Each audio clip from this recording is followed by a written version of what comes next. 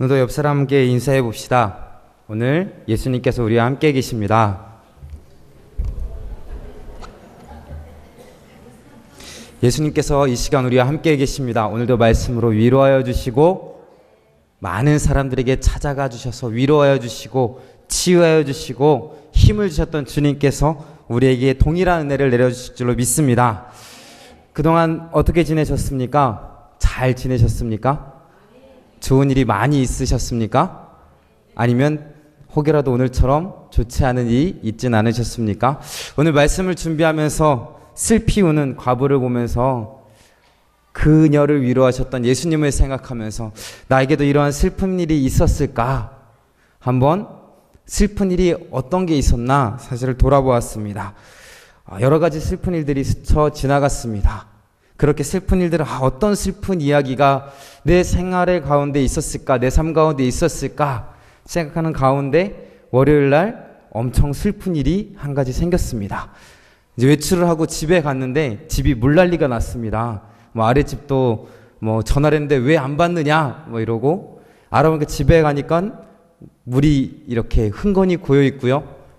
집 문 앞부터 시작해서 집 문을 열고 들어가는 거실까지 물로 가득 찼습니다. 물이 새는 데는 분명히 없는데 그래서 보일러에서 터졌나 어디 수도가 터졌나 아무리 돌아봐도 터진 데가 없는 겁니다.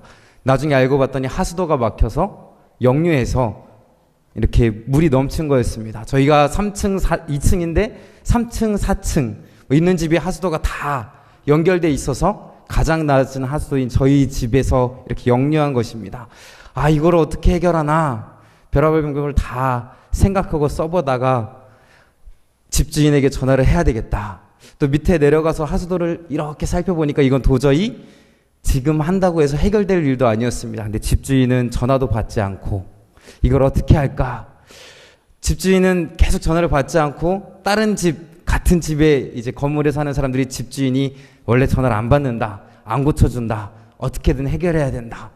3층, 4층에 있는 사람들은 같이 사는 사람들이고 같이 하수도를 쓰는 사람에도 불구하고 남의 집 얘기하듯이 또 그렇게 이야기하는데 너무나 슬프고 힘든 가운데 있었습니다. 그래도 일이 잘 해결되고 3층, 4층에 있는 사람들 다 협력해서 그 일이 해결됐지만 막상 그 순간 집에 들어가서 물난리가 된 그 집의 광경과 해결할 수 없을 때에 그 문제 앞에서의 나의 모습이 얼마나 힘들고 초라하고 슬픈지. 때로는 인생을 살아가다 보면 이렇게 힘들고 어려운 일, 울고 싶은 일, 괴로운 일들이 계속해서 반복되는 것을 알 수 있습니다. 우리 삶 가운데 힘든 일이 있습니까? 어려운 일이 있습니까?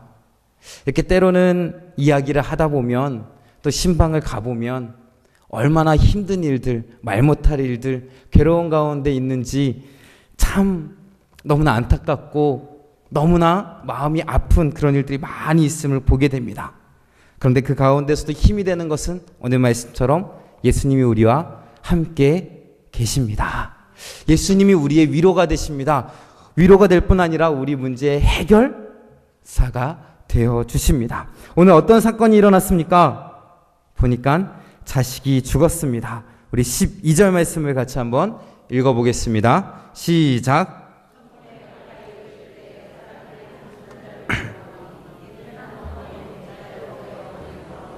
그 성에 많은 사람도 그와 함께 나오거늘. 자, 오늘 과부가 자식을 잃었습니다. 자식을 잃었습니다. 얼마나 슬플까요? 우리가 슬프겠다, 괴롭겠다라고 말할 수 있겠지만 그 슬픔을 다 이해할 수 없고 느낄 수 없을 것입니다. 자식을 잃은 부모 안이 그 슬픔이 어떤 슬픔인지 알 수 있을 것입니다. 이렇게 장례식장에 가다 보면, 특히 화장터에 이렇게 가보면 많은 죽은 사람들을 데리고 모여옵니다. 차에서 이제 시신이 내려지고 관이 내려지고 사람들이 그 관을 입고 마지막 불타기 직전까지 그 관을 따라갑니다. 많은 사람이 울죠. 슬피 옵니다. 때로는 울지도 못한 채 담담한 사람들도 있습니다. 그 중에 가장 슬프고 다 슬프고 마음이 어렵겠지만 가장 힘들어하고 슬퍼하는 사람이 바로 자식의 죽음을 뒤따라가는 부모의 모습입니다. 전에도 한번 화장터에 갔는데 아마 자식이 군대에서 죽은 것 같습니다. 군대에 있는 이제 소대장이나 부사관이나 동료들이 이렇게 슬피 울고 있고 부모도 슬피 울면서 그 관을 따라가는 장면을 보았습니다. 정말 슬프고 되살리고 싶고 어쩌면 돌아올 것만 같은, 나보다 먼저 간 자녀의 그 죽음 앞에서 어쩔 줄 몰라 하는 그 부모의 모습.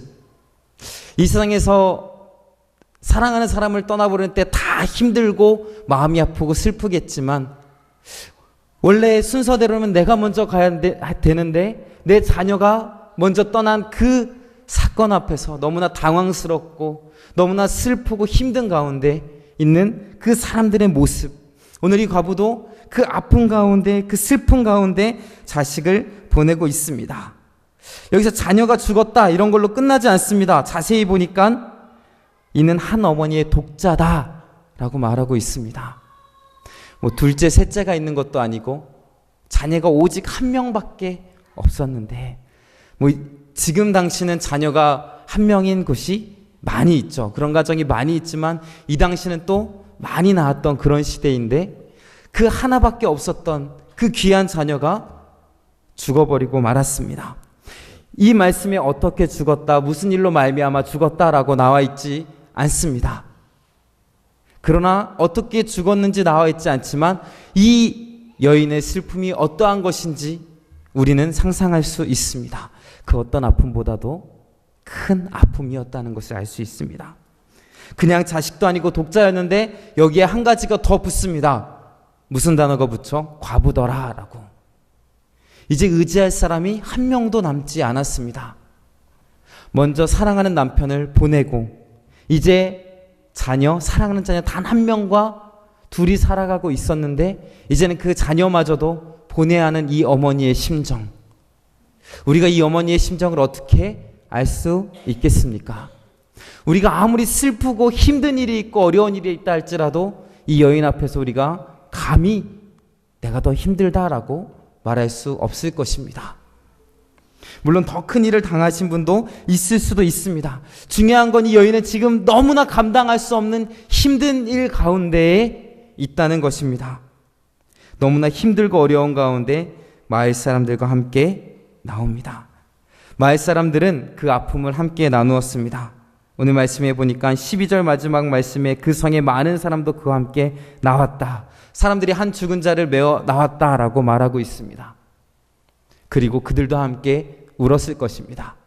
그들은 왜 함께 울면서 그 한 남자를, 그 독자이자 과부의 아들인 그 사람을 보낼 수밖에 없었을까요?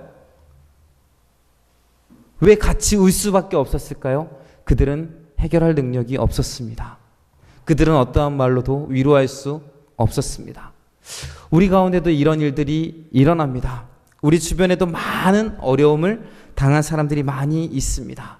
경제적으로 어려워하시는 분들, 가정의 일들 때문에, 관계 때문에, 자녀의 문제 때문에, 여러 가지 일들로, 때로는 교회에서 받은 상처로, 여러 가지 일들로 어려워하고 힘들어하는 사람들이 있습니다. 그런 사람들의 말씀을 이렇게 계속 듣다 보면 너무나 가슴이 아픕니다. 그런데 해줄 수 있는 게 정말로 함께 우는 것밖에 없습니다. 왜? 제가 해결해 줄 수 없거든요. 돈이 많이 있으면 그 물질적인 문제를 해결해 주고 싶은데 저도 그렇게 해결해 줄 수 있는 능력이 없습니다. 그 아파하고 있는 모습, 너무나 괴로워하고 있는 모습, 병원에 누워있는 모습 일으켜 세워주고 싶고 낫게 하고 싶고 깨끗하게 건강하게 해주고 싶은데 그럴 능력이 저에게는 없기 때문입니다. 가정의 어려움, 힘듦, 정말 그 말들을 얼마나 꺼내기가 힘들었을까? 그럼에도 불구하고 얼마나 힘들고 어려우면 그 이야기를 하실까라고 생각이 되지만 그럼에도 불구하고 그 눈물을 닦아줄 수 있는, 그 마음을 위로해 줄 수 있는 능력이 우리에게는 없습니다. 그저 함께 울 수밖에 없는 것입니다. 그렇게 마을 사람들은 그 청년을, 그 독자를 보낼 수밖에 없었습니다. 따라서 울면서 전체가 나아갑니다. 그때 예수님께서 나타나셨습니다. 예수님께서 그들을 바라보셨습니다. 우는 자를 바라보셨습니다. 그냥 지나치지 않으셨습니다. 우리 13절 말씀을 같이 한번 읽어볼까요? 시작. 아멘. 이 짧은 구절 가운데 극적인 상황들이 펼쳐집니다. 주님께서 어떻게 하셨다고요? 과부를 보셨습니다. 과부만 보셨을까요? 그 모든 행렬을 보셨겠죠. 한 청인의 죽음과 여인의 슬픔과 그 마을 사람들의 아픔을 다 보셨습니다. 그리고 어떻게 하셨죠? 그냥 가시지 않으셨습니다. 지나치지 않으셨습니다. 지금 예수님께서 무엇 하고 계십니까? 11절에 보면 예수께서 나인이라는 성으로 가시고 계신데 제자와 많은 무리가 동행하고 있었습니다. 뭘 하고 있는 것입니까? 제자들을 이끌고 무리를 이끌고 다음 일을 위해, 다음 예수님께서 하실 일을 위해 가고 있었습니다. 목적이 있으셨습니다. 지금 이 여인과 만난 건 무엇입니까? 원래 계획 가운데 없는 일입니다. 그럼에도 불구하고 예수님은 그냥 지나치지 않으셨습니다. 어떻게 보면 이 제자들과 이 많은 무리들과 해야 할 일이 더 중요했을지도 모릅니다. 그러나 한 여인을 바라보시고 불쌍히 여기셨습니다. 그리고 그녀에게 초점을 맞추셨습니다. 함께 있는 제자들과 무리들에게서 초점을 받고 이 과부에게 시선을 돌리셨습니다. 그러고 무엇라고 말씀하십니까? 울지 말라라고 말씀하십니다. 어떤 사람이 울지 말라라고 말할 수 있을까요? 우는 사람 앞에서 울지 말아라라고 할 수 있는 사람이 과연 누구일까요? 그것은 그 문제를 해결해 줄 수 있는 사람만이 울지 말라라고 말할 수 있습니다. 만약에 그 문제를 해결해 줄 수 없음에도 불구하고 울지 말라라고 하는 건 무엇일까요? 그건 진정한 위로가 아닙니다. 예수님께서는 울지 말라라고 말씀하셨습니다. 왜냐? 그 문제를 해결해 줄 수 있는 능력이 있으신 분이셨기 때문입니다. 우리는 아픔을 당한 사람에게 함부로 울지 말라 말할 수 없습니다. 왜냐? 해결해 줄 능력이 없기 때문입니다.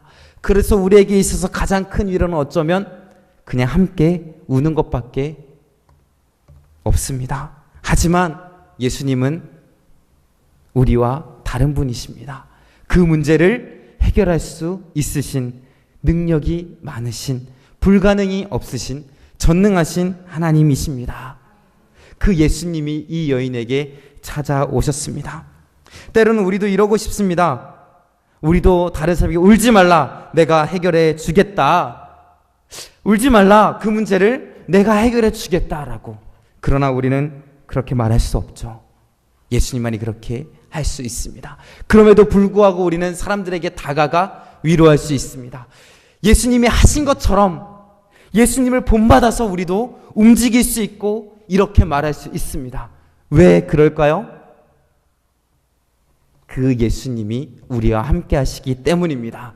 믿는 자에게도 능치 못할 일이 없기 때문입니다. 우리는 능력이 없지만, 우리는 부족하지만, 우리는 위로할 수 없지만 예수님의 능력을 의지하여 함께 기도할 때에, 예수님께 간구할 때에 이러한 동일한 능력이 우리 가운데 나타날 줄로 믿습니다.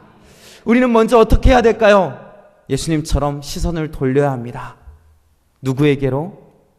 슬픈 당한 자에게로, 울고 있는 자에게로. 나에게 아무리 중요한 일이 있다 할지라도 예수님처럼 그 사람에게 시선을 돌려야 합니다.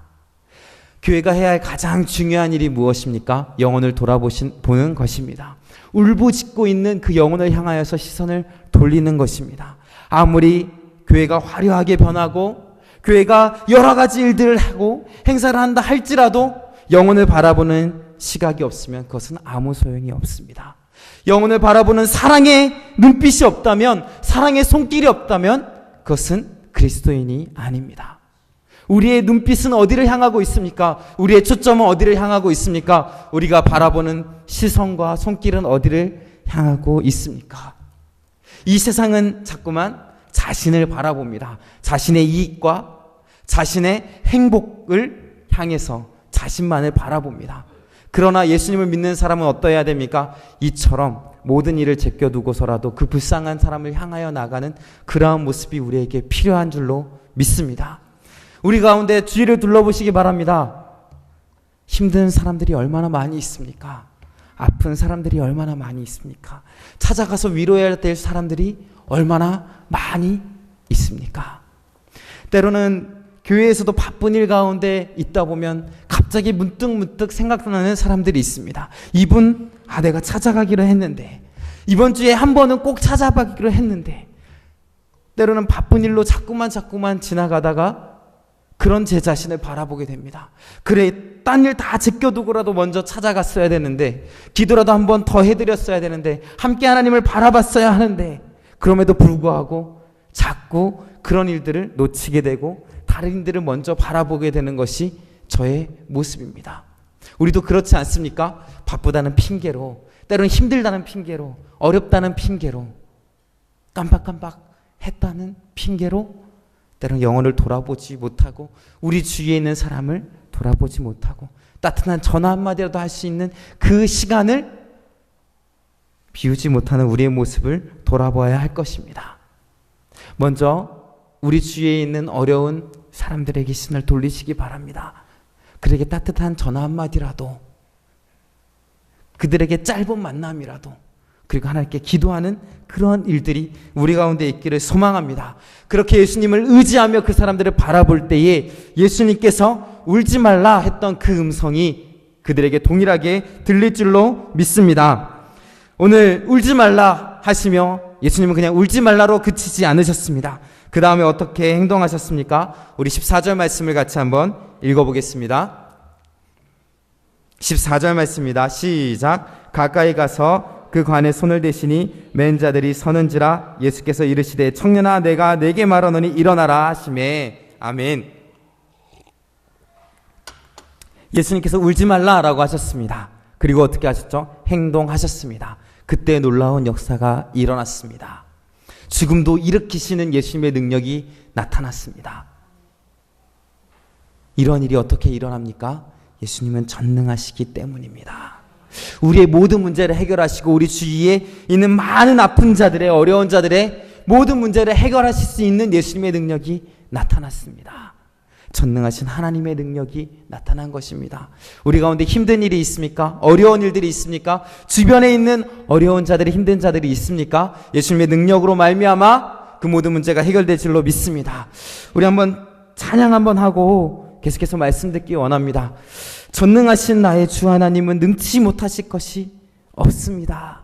이 찬양 가운데 정말 전능하신 예수님을 바라보길 원하고 정말 그 과부에게 찾아오셨던, 그 청년에게 손을 대셨던 예수님의 눈빛이, 손길이 우리 가운데 임하여 주시옵소서라는 마음을 함께 찬양하겠습니다.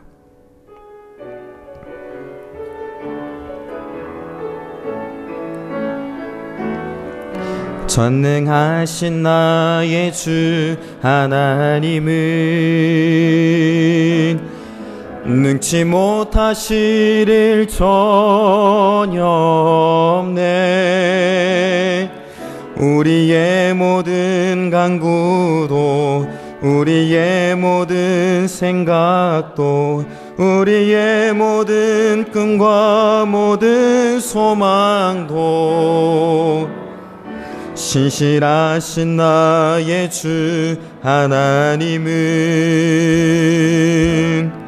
우리의 모든 괴로움 바꿀 수 있네. 불가능한 일 행하시고 죽은 자를 일으키시니 그를 이길 자 아무도 없네.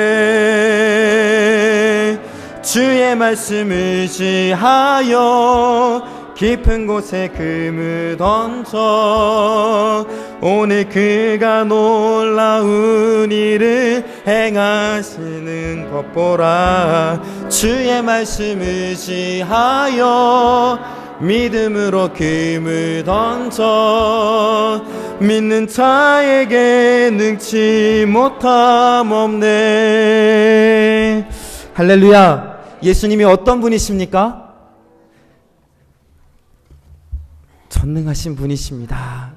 할 수 없는 것이 없는 분이십니다. 우리의 모든 괴로움을 바꿀 수 있는 분이십니다. 불가능한 일을 행하시고 죽은 자도 일으키시는 예수님입니다. 그 예수님이 이제 손을 뻗으십니다. 그 관에 손을 대셨습니다. 맨 자들이 멈춰 섰습니다. 어떠한 일이 일어나는가? 어떠한 놀라운 일들이 일어나는가? 멈춰선 가운데 예수님께서 말씀하십니다. 청년아, 내가 내게 말하노니 일어나라. 이거에 불순종할 일들이 있겠습니까? 없습니다. 그 청년이 즉시 일어났습니다. 예수님께서 만지셨습니다. 그리고 말씀하셨습니다. 예수님의 만지심이 얼마나 대단한 만지심인가. 그 당시는 시체를 만지면 안 됐습니다. 구약 성경에 의하여서 시체를 만지면 부정한 사람이 되었습니다. 민수기 말씀에 살펴보면 그 그 시체를 만진 사람은 부정한 사람이 됩니다. 화면에 보는 것처럼 사람의 시체를 만진 자는 이래 동안 부정하리니 라고. 구약 성경에 여러 번 나오죠. 나시리는 시체를 가까이 하지 말지니라. 이처럼 시체에 가까이 가는 건 부정한 행위였습니다. 또한 시체를 가까이 한다는 것, 이 청년이 어떻게 죽었는지 모릅니다. 때로는 전염병이 걸려서 죽었을 수도 있고, 죽은 후에 부정한 것으로 말미암아 어떤 병이 옮을 수도 있는 상태였습니다. 그 시체를 만진다는 것은, 그 부정한 것을 만진다는 것은 쉽게 생각할 수 있는 문제가 아니었습니다. 그러나 예수님은 다가와 그 청년을 만져주셨습니다. 더럽다고 생각하지 아니하시고, 부정하다 생각하지 아니하시고, 내가 더럽게 될지 모른다, 내가 피해를 입게 될지도 모른다라고 생각하지 아니하시고 다가가 그 청년을 만져주시고 말씀해 주셨습니다. 그러한 예수님의 만지심이 오늘 이 순간 우리에게 다가오기를 소망합니다. 우리가 아무리 부정하고 더럽고 또한 그 악한 가운데 있다 할지라도 예수님께서 와서 만져주시고 우리를 변화시켜 주시기를 소망합니다. 또한 예수님께서 다가오셔서 우리를 만져주신 것처럼, 이 청년을 만져주셨던 것처럼 만져주셔서 위로하여 주시고 치유하여 주시고 깨끗게 하여 주시고 살려주신 것처럼 우리도 우리 주변에 있는 사람들에게 다가가기를 주님의 이름으로 소망합니다. 때로는 우리는 다가가지 않습니다. 다가가 터치하지 않습니다. 왜 그럴까요? 때로는 우리가 바쁘다는 핑계로, 귀찮다는 핑계로, 그들이 더럽다는 핑계로, 때로는 내가 피해를 입을까봐, 이런 여러 가지 핑계들로 다가가지 않고 만지지 않습니다. 그 마음을 위로하지 않고 그들의 음성을 듣지 않습니다. 우리의 삶에만 신경을 씁니다. 그러나 우리가 눈을 돌려 해야 할 일은 예수님처럼 그들에게 다가가 만지는 일입니다. 먼저 우리가 예수님으로 말미암아 이러한 치유가 일어나길 원하고, 또한 우리가 예수님처럼 그들에게 다가가 예수님의 능력이 나타나고 예수님의 놀라운 일들이 나타나 아름다운 그 문제가 해결되는 놀라운 역사가 있기를 주님의 이름으로 소망합니다. 이처럼 예수님께서는 다가가 만져주시고 말씀하셨습니다. 일어나라 라고 말씀하셨습니다. 그때 어떻게 됐죠? 15절 말씀을 한번 같이 읽어보겠습니다. 시작.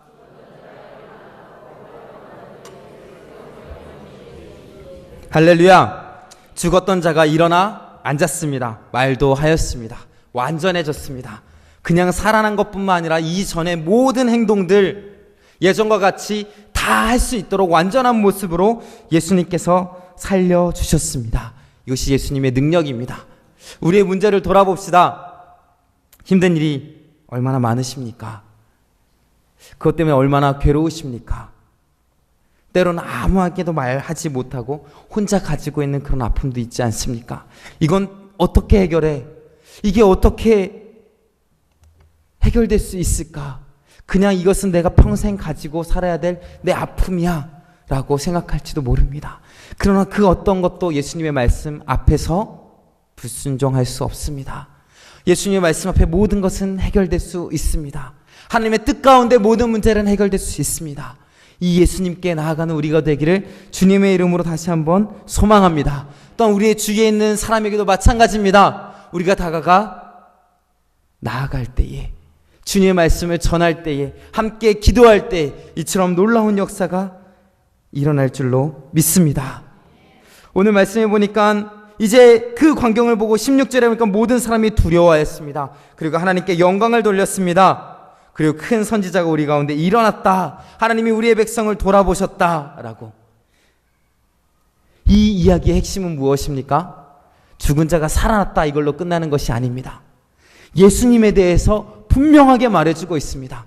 불가능이 없으신 분, 하나님이 자기 백성을 돌아보셔서 이 땅에 보내주신 분, 생명을 가지신 분, 죽은 자를 일으켜 세우실 수 있는 분, 모든 문제를 해결해 주실 수 있는 분으로 분명하게 말하고 있는 것입니다. 그리고 17절에 보니까 이 예수님에 대한 소문이 온 유대와 사방에 두루 퍼졌습니다. 무엇입니까? 예수님에 대해서 분명히 말하고 있는 것입니다. 우리는 이 예수님을 분명히 알고 있습니까? 그저 내가 믿고 있는 분이 누구인지 우리는 확실하게 알고 있습니까? 그냥 우리를 사랑하시는 분, 내가 교회 다니면서 믿고 있는 분, 찬양할 때 이름을 부르는 분, 그저 힘들 때 위로해 주시는 분, 마음 가운데 예수님을 생각하며 그냥 따뜻해지시는 분, 예수님은 그걸로 그치는 분이 아니십니다. 우리에게 생명을 허락해 주신 분이십니다. 우리를 만드신 분이시고 우리를 구원하신 분이시고 우리의 모든 문제를 해결해 줄 수 있는 분이십니다. 그냥 계신 분이 아니라 우리에게 다가오시고 만지시고 우리를 고치시고 우리를 위로하시는 분이 바로 예수님이십니다. 우리가 믿는 분이 바로 이러한 예수님이십니까? 때론 이런 예수님을 잊고 살아가진 않습니까? 이런 예수님을 잊고 눈앞에 있는 힘든과 어려움 앞에서 눈물 흘리면서 해결할 방법이 없다고, 나는 그냥 이렇게 살아가야 된다고 그냥 주저앉아 울고 있지는 않습니까? 오늘 예수님께서 말씀하시는 음성을 들으시기 바랍니다. 울지 말라.